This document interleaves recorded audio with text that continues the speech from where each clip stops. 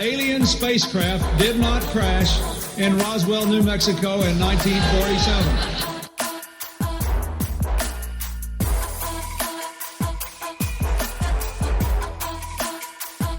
You know flat earthers, I guarantee it. But you don't know who they are because they're afraid of talking about it.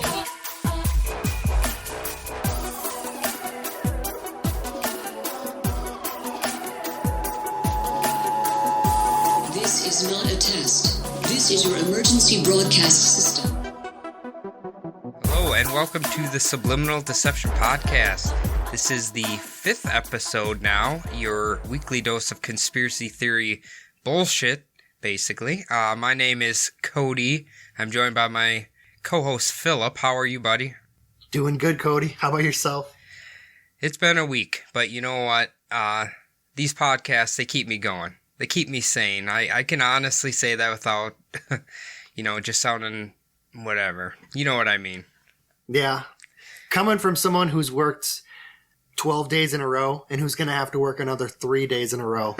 Definitely, this has been the highlight, what I've been looking forward to. So it's this and the season premiere of Game of Thrones, the only thing that keeps us sane any longer. Did you watch it, Phil? Oh, yeah. No, I watched it. It was great. Any thoughts? Ooh, it was a little boring. The thing is, it's Game of Thrones. Haven't seen it in 2 years. It's kind of like if you've been forced to not be able to drink for 2 years and you want a Jack and Coke, right? But all they have is bottom shelf whiskey, It's still a whiskey and Coke. Like, it's still Game of Thrones, even if the episode wasn't that great. I think they just needed to kind of rebuild. It felt like they kind of needed to establish a few storylines before they go forward. You know what I mean? Yeah, definitely. It felt like almost like a reunion of a sitcom. After, like, not being on the air for a long time, you almost felt like when you saw, like, a character come in to focus, the crowd would, like, clap, like the TV audience would, clap for him. And that's kind of what it felt like. Yeah. Like, almost like it was a reintroduction. It was still good. I mean, like you said, it's been 2 years since it's been on, and it kind of amazed me that I think the exact number was 595 days since it was last aired, which didn't seem like it's been that long for me, but I guess I haven't really been paying that close of attention, and maybe because it's been airing on HBO like repeatedly for the last few months, just nonstop playing it, maybe just kept it fresh in my mind. But yeah, for me, it really did feel like that long because I'm the kind of person that cancels my HBO Go when Game of Thrones is not on new. So I haven't had HBO for 2 years. Right. I mean, I have all the movie channels, but that's just because I am obsessed with movies and shit, and I just constantly love watching movies, so it's worth the extra expense, even though HBO is probably one of the least watched ones for myself. But they do have some good shows and shit. Yeah, I did notice that before and after, they did have a lot of commercials for brand new shows. There was like Euphoria, which was one that looked pretty interesting. But I think that Chernobyl one looks kind of cool. Yeah, there was a lot of good looking stuff on HBO. I mean, obviously, this is their big week for advertising new shows. But I kind of wondered, like, okay, let's say just Sunday, how much money they made on just that one day from the season premiere of Game of Thrones. Oh, God. I couldn't even imagine how much subscription went up. In the 7 days before Game of Thrones. Oh, a lot. God, yeah. They probably made so much goddamn money. But they deserve it because that's probably close to the greatest show ever made. Pretty close to it, I'd say. They need it because it's expensive, too. Oh, yeah. Oh, yeah, it is. Yeah. Very expensive. Yeah, my Instagram must have known that I was looking up HBO and Game of Thrones because it suggested a podcast for me. Oh. On Instagram, it was one of the sites. And so basically I gave it a listen. It was after I had watched Game of Thrones and the day after. And I thought, like, wow, these guys are really good. They got great voice. They're put together. Like, I realized that they had done recap episodes every single day pretty much. And I thought, oh, that's something I should do. like podcast every day. I could get really good at speaking, really good at my delivery. And then I realized, end of the episode comes on, they talk about their other podcast, and you know it. Oh yeah. The podcast is Throne Thugs, and their other podcast is a favorite of ours, Murd Up. Right. So yeah, they do an excellent job, and I made sure to listen to what they said about Game of Thrones returning, because they seem to know every ounce of information about all the characters that I can't keep up with, so it's really good for that. yeah, it was great. They knew all the characters' names, ones that I had forgotten. They were talking about speculation, little tidbits that you might have missed. So it was a great episode. Yeah, I can't wait. I'm going to go back and watch or listen to the Red Wedding and Purple Wedding episodes, because those were my favorite episodes. But oh, really? I think the Battle of the Bastards was probably that, or when they killed Baelish. That was probably my second favorite. oh, the Battle of the Bastards was a good episode too. Uh-huh. That one was awesome. The giant in that one was fucking great. I love that. Well, Phil, should we jump into the episode this week? Yeah, let's go. Now, I would say all our episodes up to this point, only 4 of them, but most of them, I think we have a pretty good... We used our rationale to kind of come to a conclusion of what it could be. Now, I'm going to say this about this subject that I found today. Honestly perplexes me. Like, I have no answer at all, so I'm going to be curious what you feel once we start getting into the theories of everything. So let's dive in here. Now, they refer to it as the Oakville Blobs, okay? Now, the incident occurred in Oakville, Washington. A little history about Oakville.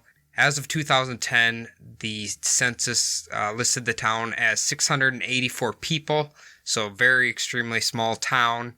The average rainfall per year is 55 inches. That's very important. The people claim it rains about 3 days out of the week. That seems like quite a bit, doesn't it? Yeah, I mean, it is the Pacific Northwest, so they're known to get a lot of rain up there. This seems depressing. Yeah, I mean, I live in a place that's the exact opposite. The past 3 months, we've gotten rain every single month, so that's a little weird for us. I mean, I couldn't imagine. I mean, I did live in England right. for 4 years, and it didn't rain that much, but it was always cloudy. Like, at any moment, it could sprinkle. That's kind of what it felt like. Well, like today, it was downpouring all day today, and it's just feels depressed and tired, kind of. You know what I mean? Yeah. Oh, that was definitely my whole 4 years. You don't. I mean, you see the sun maybe 2 weeks out of the year in the summer, and that's it. That's what's considered summer. Well, I know what you're thinking, Phil. You're like, hey, I really want to visit Oakville, Washington. Now, here are a few highlights you can when you book your trip. They have the Independence Day Parade. They have a zucchini festival, and they have the ladies, and they have a Christmas tree lighting with a spaghetti feed. So, kind of fun if you're looking for a vacation spot. Head over to Oakville, Washington. It's good that they could combine like the Christian Christmas holiday and like the atheist spaghetti monster holiday. You know, I really appreciate that. That's very kind of them. Forward thinking. They're very forward thinking. All right, now let's get down to the matter at hand here. So the incident that in question occurred on August 7th, 1994. And the first report came in at about 3 a.m., okay? Now, the first witness was Officer David Lacey, and for some reason in the car with him was just his civilian friend. They don't give a name. It's just, I don't know why you're riding around with an officer, but it's a small town, so who knows? Small town, drinking buddy. They probably were drinking 3 a.m. What the hell are they doing riding around together if they're not drinking? Now, Officer Lacey and his friend were driving around when all of a sudden it started raining. Not too weird. But what was weird about this rain, it was actually like a goo, okay? That's where it gets the blob term from. Now, Officer Lacey remembers when it starts raining, you turn on your wiper blades. So when he tried to turn on his wiper blades, all it did was kept smudging on his windshield. So Officer Lacey decided, hey, something's kind of weird about this. So he pulls into the local gas station, and then he looks on the windshield, notices it's a weird gelatinous substance. So smartly, he puts on blue latex gloves and begins to wipe it off manually. This is when he notices the consistency of the substance is, quote, very mushy, almost as if you had Jell-O in your hand, okay? Very weird. Keep in mind, later reports about this, the rain blobs, it would occur 6 more times over the next 3 weeks, and the rain blobs would cover an area of roughly 20 square miles. So it's a pretty good distance, right? Mm-hmm. Where this starts to get weird is later that afternoon, Officer Lacey has to go to the hospital. Now, for him, he's claiming that he's having a hard time breathing, and he's starting to begin feeling violently ill. But he doesn't really know it's because of the rain yet, or if he's just getting the flu or something. You know what I mean? Yeah, you wouldn't really equate the two things. No, not at all. Until later that day, local resident Dottie Hearn steps outside after the rainfall, and when she was looking out, she thought it was just rice-sized hail. So she just goes on her porch and she begins touching it and feeling it, and once again, much like Officer Lacey, she notices it's a very gelatinous substance again. Now, even later after she touched it, her daughter, Sunny Barclift, would find her laying on the bathroom floor, claiming that she's very sick and had just vomited. So then she had to go to the hospital as well. The symptoms she was suffering from were dizziness and nausea. Are you kind of seeing a pattern here? Yeah. Seems like everyone's kind of getting the same kind of shit from this. Now, a really peculiar thing is the doctor who was treating Dottie told her that it certainly wasn't from the blobs, and he told her she was just suffering from a severe ear infection, okay? And she would have to spend the next 3 days in the hospital receiving treatment. Little weird. I don't know. Sounds like maybe he's a shill paid off by the government, Here's what I'm just thinking. So, if she had a severe ear infection, I don't think you pass out and vomit from that. I mean, if it's so bad that it screws up your equilibrium, then maybe that could do that. Yeah, that's true. So we have 2 people in the hospital now after coming into contact with the goo. Now we have a third one. Her daughter, Dottie's daughter, Sunny Barclift, and her friend also handled the goo. And then they would go to the hospital as well, claiming bouts of fatigue and nausea. Now what they said is they had just gotten a new kitten as well, and when the kitten was getting rained on by this goo, that kitten passed away, which is very weird. Obviously, a kitten doesn't have as strong of immune system as like an adult cat or dog or whatever. And several other residents in the towns claim that adult cats and dogs got very sick from the rain as well. For some reason, it killed the kitten, like we said, but the adult animals seemed to be okay. They were just very sick. So what are your thoughts so far? Well, you said that there was like 600 people in this town? Right. Was it raining on the town or just kind of, you said like 20-something square miles? 20 square miles around this town. Around the town.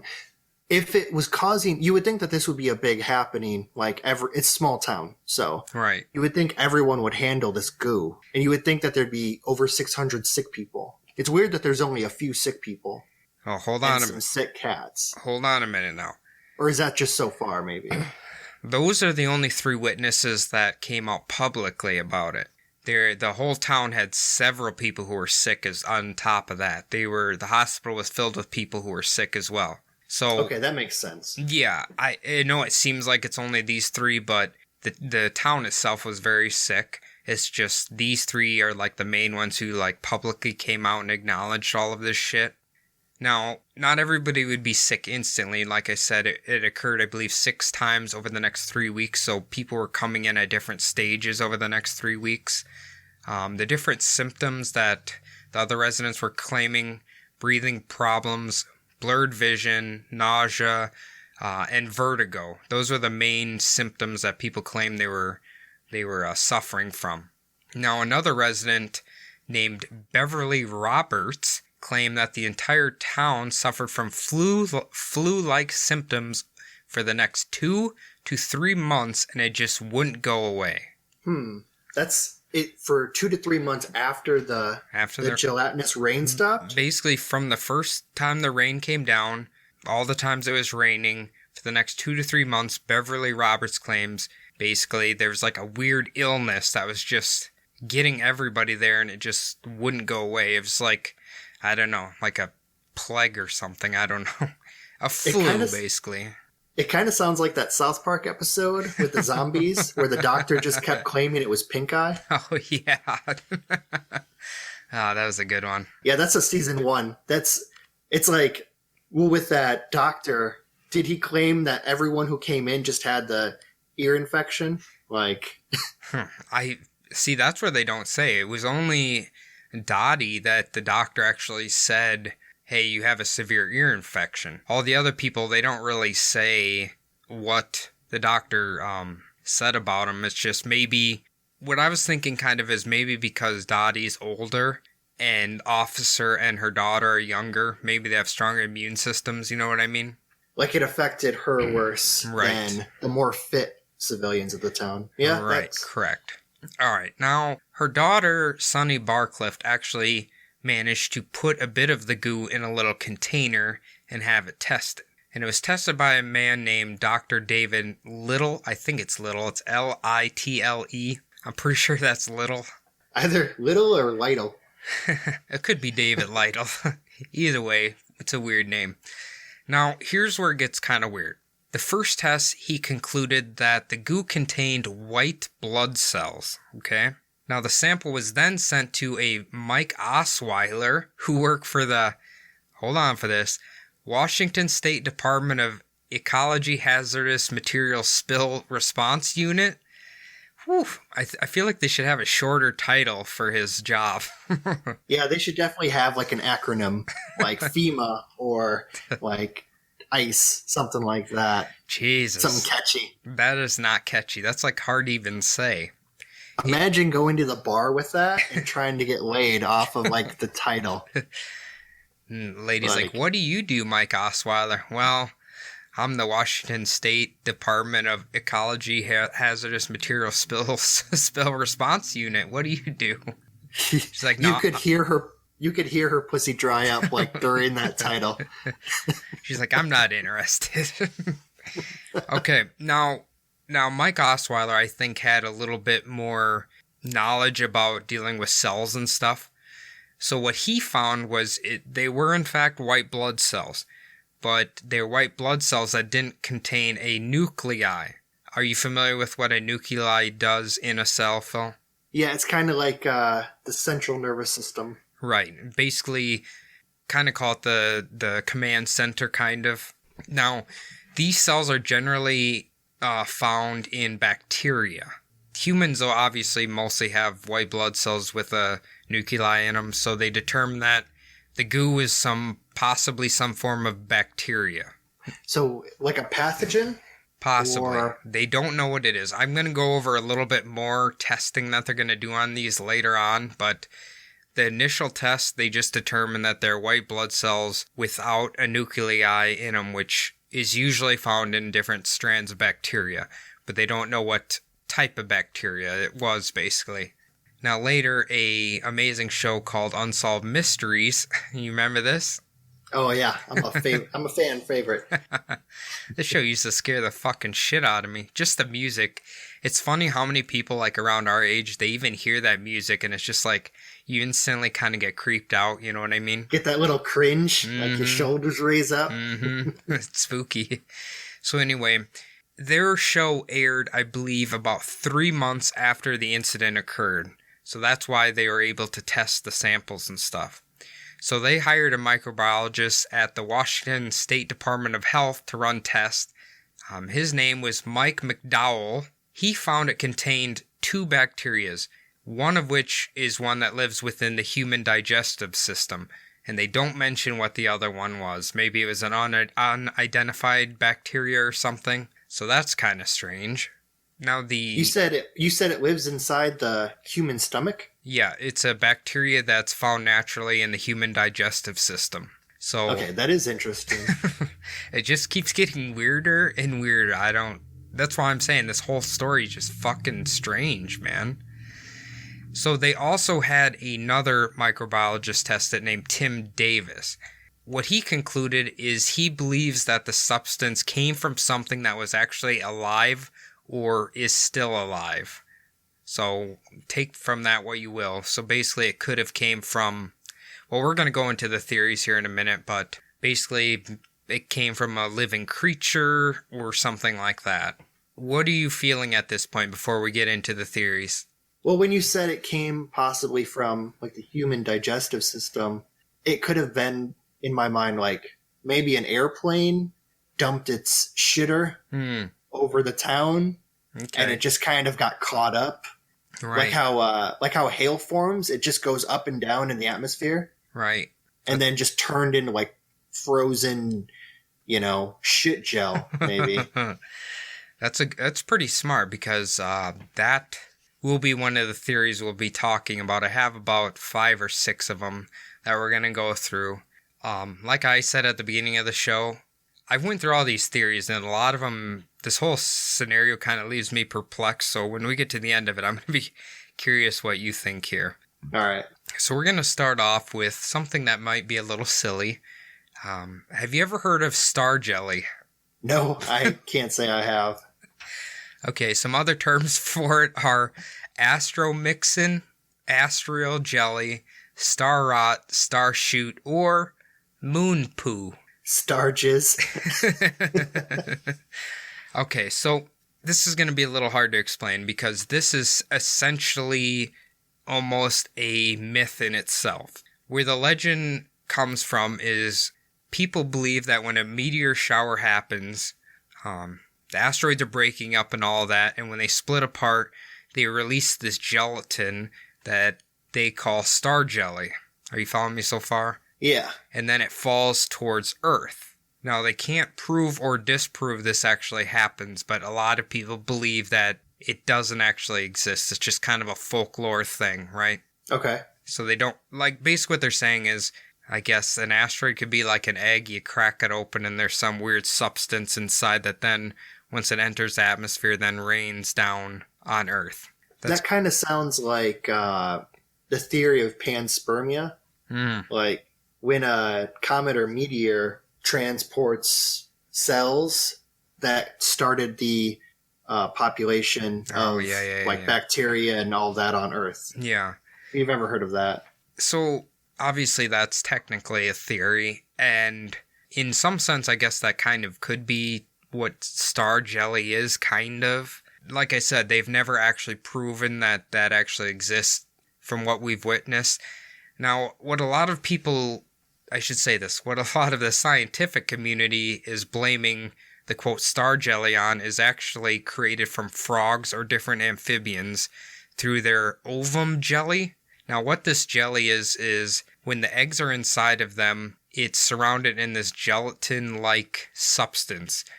So let's say you have a frog and it gets killed by a predator and it spills out all this jelly. Now, when that jelly gets wet, it expands into a big, jello ball, I guess. You know what I'm saying?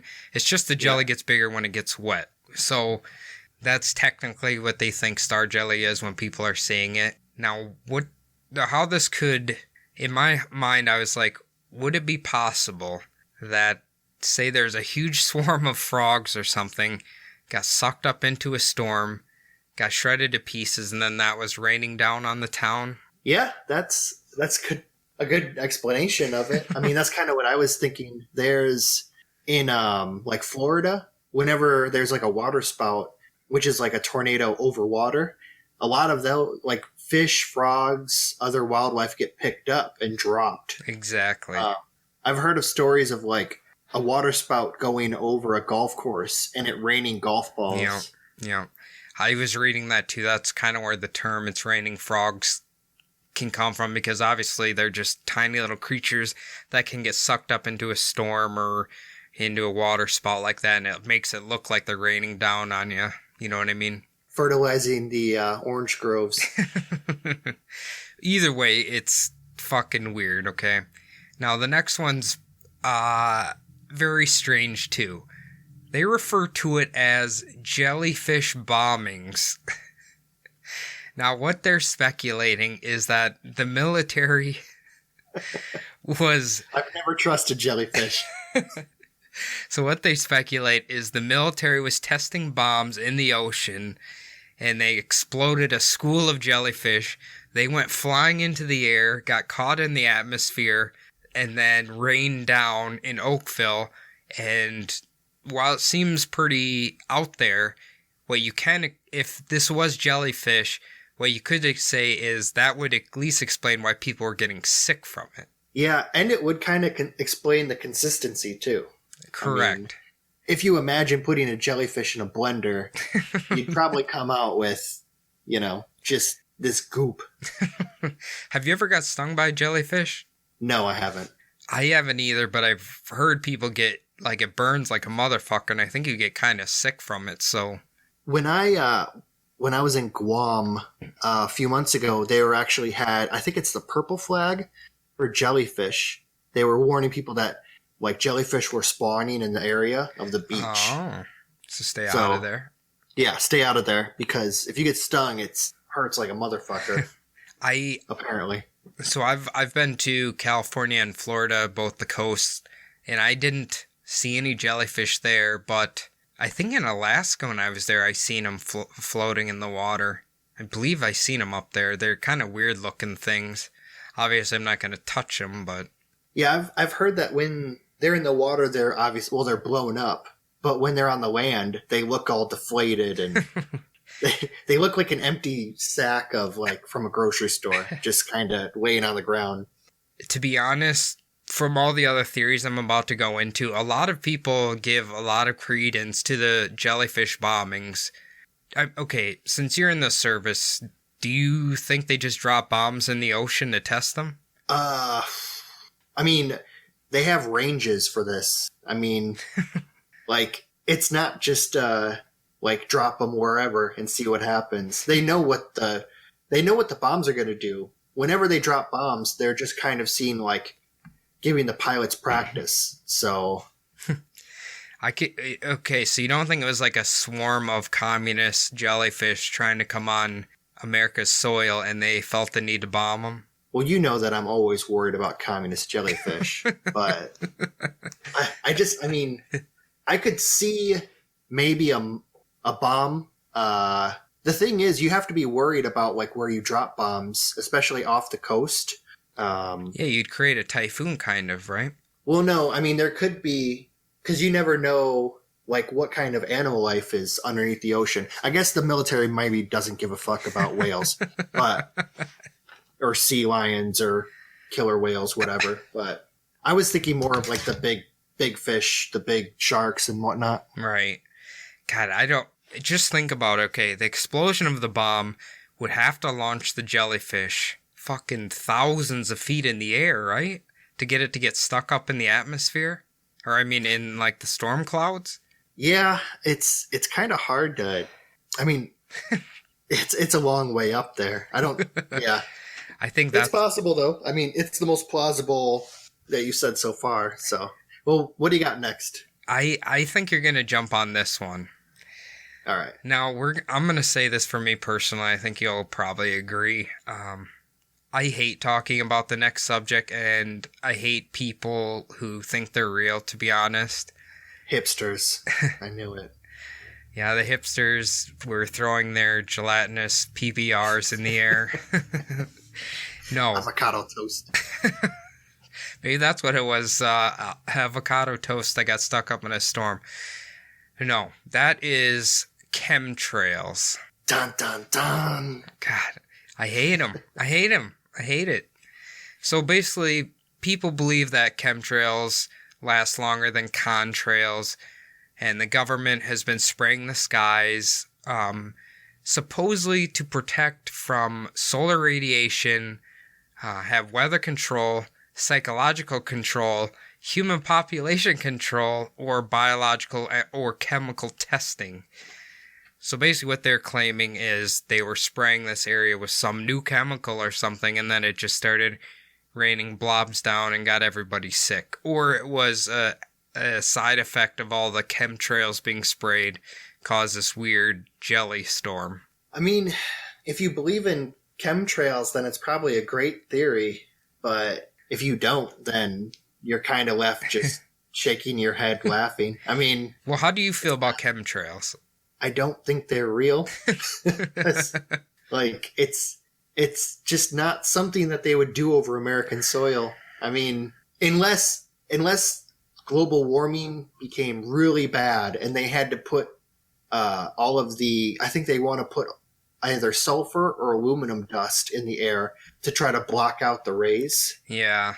I assume that's what the solar radiation protection is. Yeah, but that's just a last resort type thing, and we're not there yet. Well, when I was looking up like the Wikipedia explanations for chemtrails, they literally put human population control. And if they're doing that, I don't see any sort of sign that they're actually succeeding at that at all, right? Well, like young people aren't having as many kids, but I feel like that's really just kind of like society. Yeah, I'm pretty sure that's strictly a cultural thing in America anyway. Like porn is way too good and way too accessible, and people just aren't fucking as much as they used to, you know? That's a good point. Now, we're going to move on to the next one here. It kind of goes along with chemtrails, but it's military biological weapon testing. Essentially that the military was testing some sort of agent that they were going to use possibly in chemical warfare. The weird thing is that the Oakville residents, they claim several days before the goo rain started that they witnessed slow-moving military planes passing over Oakville.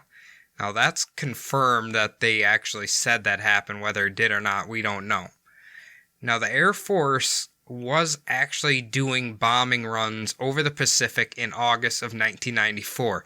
That is confirmed. But they claim they had nothing to do with the goo rain, and it was just simply practice runs that they do. What do you think? Yeah, I mean, well, it is kind of weird that the Air Force did admit that they were dropping bombs, because that would go with the jellyfish. I don't think they were actually dropping bombs. I think they were doing practice runs like if they were to drop bombs. You know what I mean? Oh, so they weren't using like live munitions. I don't believe so. Like just simulating like if they were going to bomb a certain area. That's what I would assume it was. That could be. I mean, unless they drop like, say, either real bombs or if they're dropping the bombs without any explosives in it, like just like a targeting thing. Oh, like the duds? Yeah, basically. Yeah. Now, there is actually supposed situations where the government has actually tested on civilians without them knowing, allegedly. We'll start off with Operation Big Buzz. Have you ever heard of this? No, I have not. Okay, give me a quick guess of what you think Operation Big Buzz is. Jesus, I'm just hoping that they're not spiking Jack Daniel's whiskey. God, I'm fucked. Operation Big Buzz, I'm going to say it has something to do with, like, a lot of noise, like trying to, like an audio, like, type of weapon, maybe? Close. Allegedly what they did was in, I believe it was Alabama, they released a shit ton of mosquitoes containing yellow fever. And what they wanted to see was if mosquitoes could be launched in a warlike scenario. So like, let's say there's some place they wanted to attack. They unleash all these mosquitoes that then get everybody to contract yellow fever. You know what I mean? Yep. Allegedly, apparently it was a real thing. I didn't look too deep into it. Maybe that'll be something on another episode, weird government testing things, but apparently it was called Operation Big Buzz. So take from that what you will. All right, next one, Phil. Operation Sea Spray. Sea Spray. Yep. I'm going to say Operation Sea Spray. Ooh. Maybe they use crop dusters and maybe sprinkled some crap on like a small town. So apparently what this was they dropped bacteria all over San Francisco.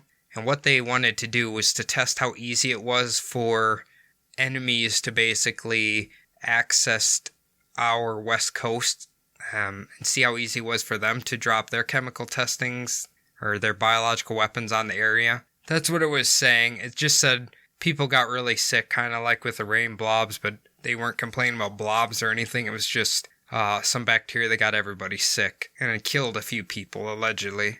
Oh, it even killed a few people? That's what it says. I was thinking that the mosquitoes infected with yellow fever was a little excessive. Like, you think you just give them, like, a strain of the common cold, not like... Okay, if you were to give them just the common cold, though, would that wipe out, like, a military force? No, but I was just saying to, like, practice the mosquito. The mosquito transfer system. Right. You don't need, like... One of the worst diseases ever. Yeah, you don't need to test out, like, the big gun. You can use, like, a little BB gun on, just a little guy. There's actually another one I was reading on. I didn't put it on here, but apparently they tested, it was malaria either in prisons or it was in a school. Like, they just injected all these people with it or whatever to see what would happen. I remember I just watched, it's weird, it was on a couple of the podcasts that I listened to, MK Ultra. Oh, yeah. There was, it reminded me of like MK Ultra and all of the weird stuff that they did during that, which is supposedly all true. So a lot of people have a lot of information about it. See, that's where, when I was reading into this supposed government testing thing, I swore there was a report of they like tainted the water with LSD in a certain area to see if it would cause chaos or whatever, you know what I mean? But I couldn't find it anywhere, but I swear I've heard that before. Yeah, I've definitely heard of random sample sizes of people getting, like, infected or, like, being introduced to a substance that they didn't realize that they were taking. Right. Kind of reminds me of Pineapple Express when they gave that guy marijuana, and then, like, he started giving shit to all of the generals. And I like that. What does he say? He's like, legalize it. It's like substance 54 or something like that, whatever it is, talking about it. Now the very last government testing one I put on here was in World War II. They subjected soldiers to mustard gas experiments. Yuck. I know, that's fucking bad. That's a bad one. All right, now let me jump back to the one that you spoke of earlier, which would have been from the airplanes. They refer to this as Osweiler's theory. Now, you remember Osweiler, he was one of the first guys from the job title that was super long to test this out. Yep. So what he was claiming, like you said, is that it was basically airplane waste that had been dropped and got, caught in a storm or something and got all shredded up and just effectively shit airplane crap all over the place. Now, there's a few holes with this. The FFA came out immediately and said that it couldn't have been possibly from them because all of their toilet waste is dyed blue. And all of this goo was like a translucent white color. So it was clear. It was clear. It was white, but it was like see-through too, kind of. That's how they explained it. Now, the other thing in his theory is how did it continue to rain like that for the next several weeks? There's no way one airplane just keeps dumping shit 6 times over 3 weeks in this just one small town, you know what I mean? Yeah, unless it was a heavily trafficked area. Like, if it happened to be along the route from LA to, like, Seattle, maybe. But here's the other thing. Why wasn't it occurring over and over again instead of just the isolated incident over 3 weeks? It should be happening all of the time because after this event, it never happened again. And it's never happened before this. It was just this one time in August of 1994 for 3 weeks, and then it just never happened again, and it's never happened since then. That is weird. It could have been just maybe one pilot went off his meds for a couple weeks and just decided, like, you know what, Oakville, and then just dumped every single time he flew over. Maybe he was bullied by a kid from Oakville and... He didn't get, they ran out of spaghetti at the spaghetti feed, and this is how he took it out on him. Yeah, fuck you, Oakville. It still doesn't explain why it wasn't blue, though. Yeah, I mean, it could have gotten cleaned out in the atmosphere, but I don't know, just speculation, but... Right. Now, the last one is one that I kind of came up with myself. Now, there are two things that I think go hand in hand. We could either have a case of mass hysteria, or the town was in on a giant hoax. So, in regards to the mass hysteria, let's say that perhaps the rain was a little different, or the rain was gooey or whatever in some way, right? Mm-hmm. What if one person got sick? Let's say Dottie, she got sick, and everyone else was weirded out by the rain. So they all started believing that they were sick as well, and then it just kind of created this mass confusion thing. Now, that's not that strange. How familiar are you with mass hysteria? Not very familiar, but I do know the concept.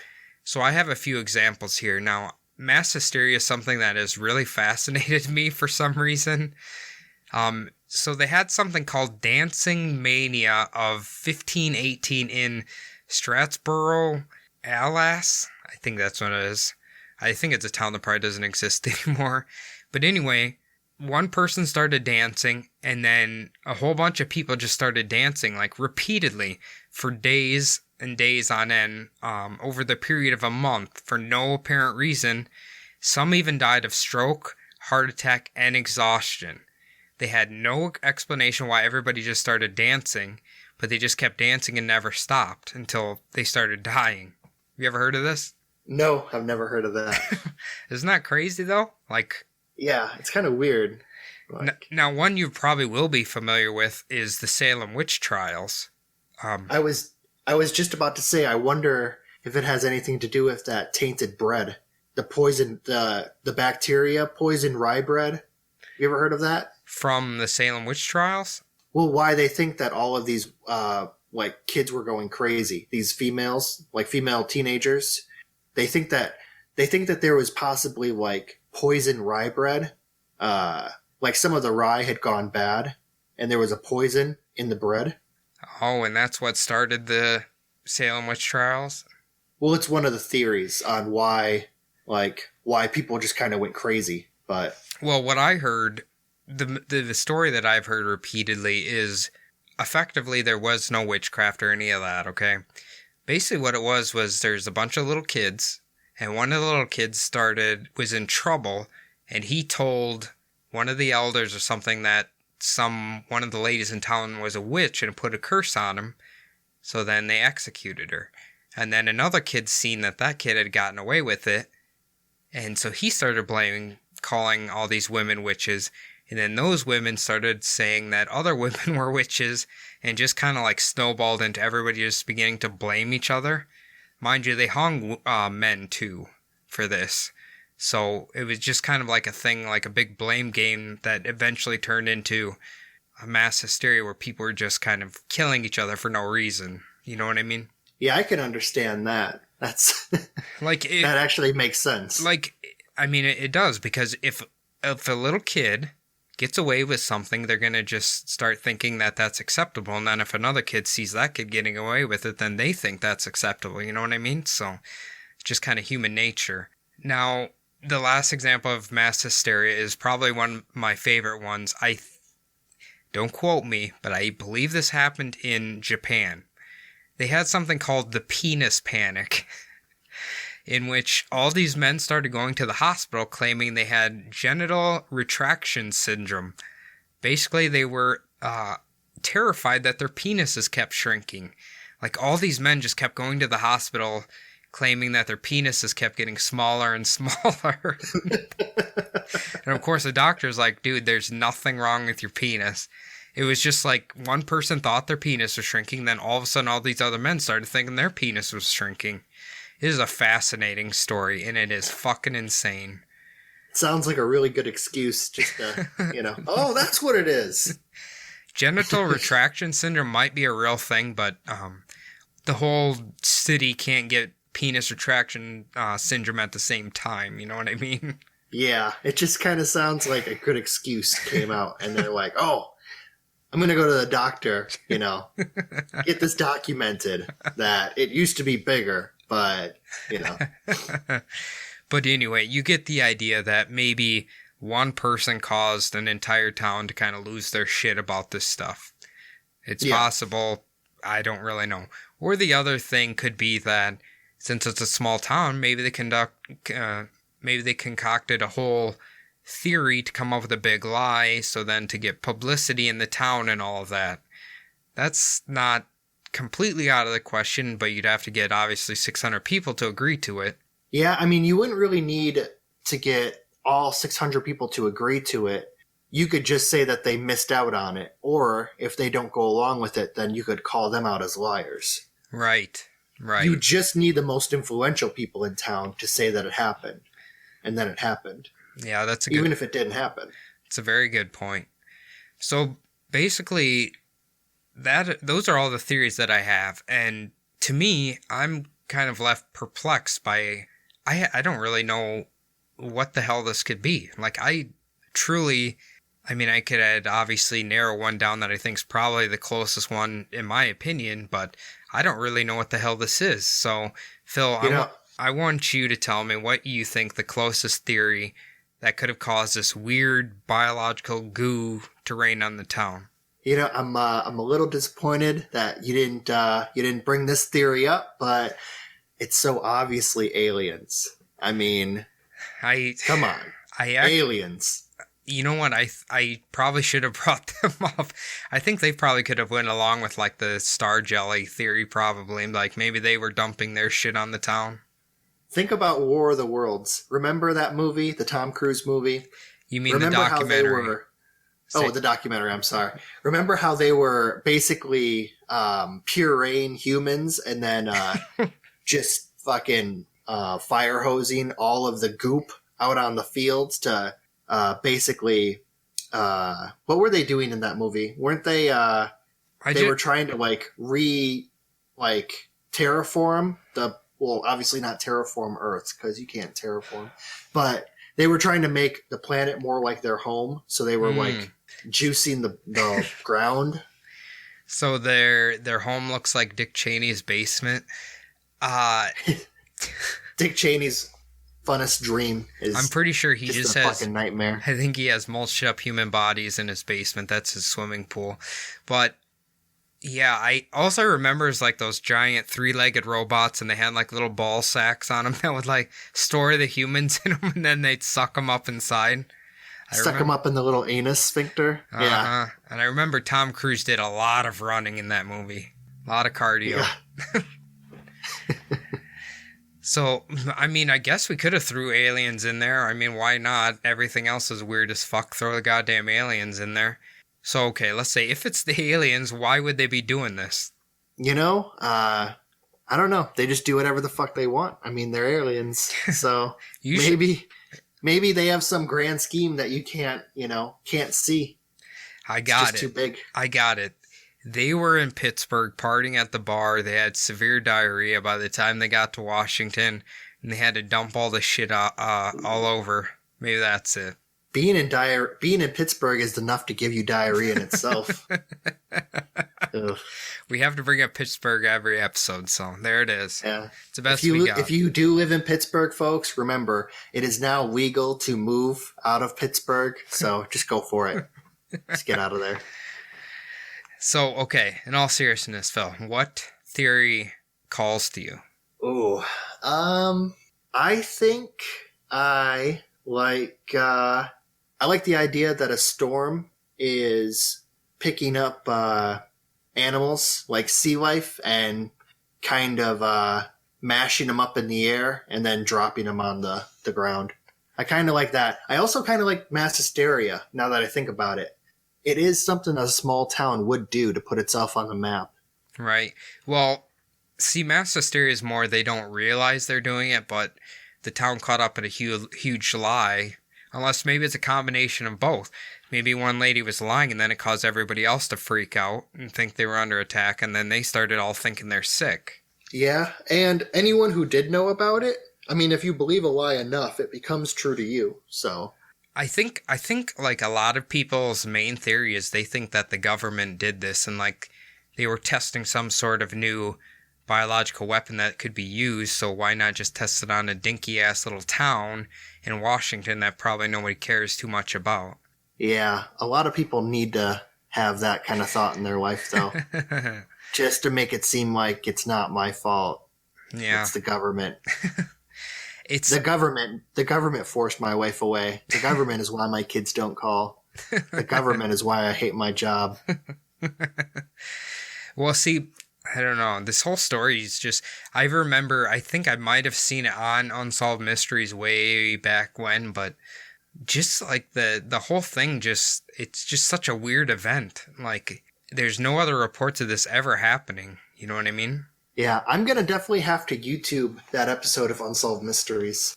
Because those were my favorite ones. I know that you're a true crime junkie, but I'm a paranormal, like, alien type. Like, I used to love those. My brother actually had bought the whole DVD box set of Unsolved Mysteries, but it was just ghosts, aliens, and, like, strange things. It wasn't any of the true crime stuff, so. I think I had that one, actually. I think I bought that, actually. I might still have it. Yeah, I think if you're curious, I think they're all free on YouTube, by the way. Oh, yeah. No, you can find anything on that YouTube. It's amazing. But I think Unsolved Mysteries literally airs the Unsolved Mysteries channel and airs free episodes. Oh, on YouTube. Yeah. Since it's so old, I mean, I've heard it's coming back, though. I've heard that. Yeah, I don't know. I know, what is that show? Twilight Zone is coming back on CBS All Access. Yeah, by the guy who made, I really like the movie, Get Out. No. Yeah, is it Get Out?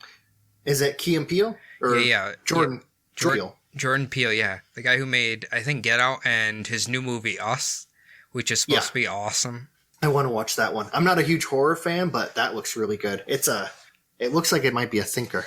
Like, well, his other one was kind of a thinker movie, kind of a weird thinker movie. Like, it's a good horror movie, but in, like, not necessarily more of a suspenseful horror movie, you know what I mean? yeah, I never actually watched that one. Really? Yeah, I haven't seen it yet. I probably should watch it. I've heard really good things about it. It's I'm just not a horror movie. I used to love horror movies when I was a kid, but I just don't. I literally watch like 4 horror movies a week, so I'm kind of a horror movie junkie. Good, bad, shitty, I'll watch them all. Yeah. I remember I used to like, those old, the mainstay ones, like Leprechaun, Halloween, the old Halloween movies I watched all the time, but it's just hard to watch them.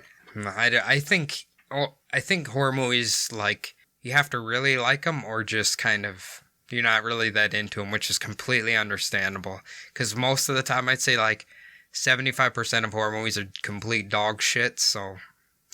Well, you've got that Shudder app, so. Shudder, yeah, Netflix, all that, so. Shudder's pretty good, but I'm running out of movies because I've watched so many of the good ones. Yeah. Anyway, so yeah, guys, that concludes our episode. I think me and Phil are both kind of throwing our hands in the air. We don't really know what the hell this is, but we do have an email, and we would love to hear if you have whatever your idea of what the hell this is, or if you've ever even heard of this before. So, Phil, why don't you fire away with that email?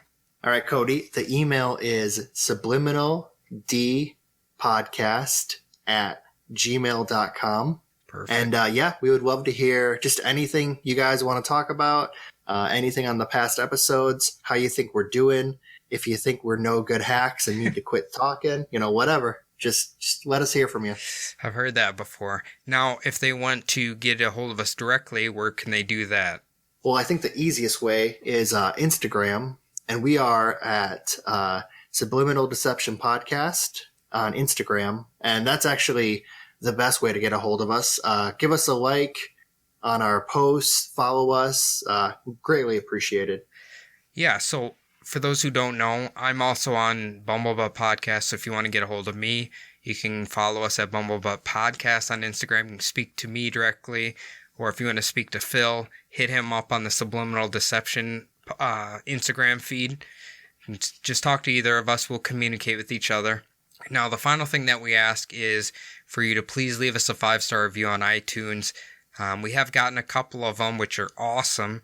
So if you guys if you like the show, just keep them coming. Just click that 5 stars or write something in there. Doesn't matter. It really helps the show grow. So I hope you guys enjoyed the episode, and that's going to do it for me. Is that going to do it for you, Phil? Yep, that's going to be all for me. All right, well, we'll see you guys next week. All right, thanks, guys.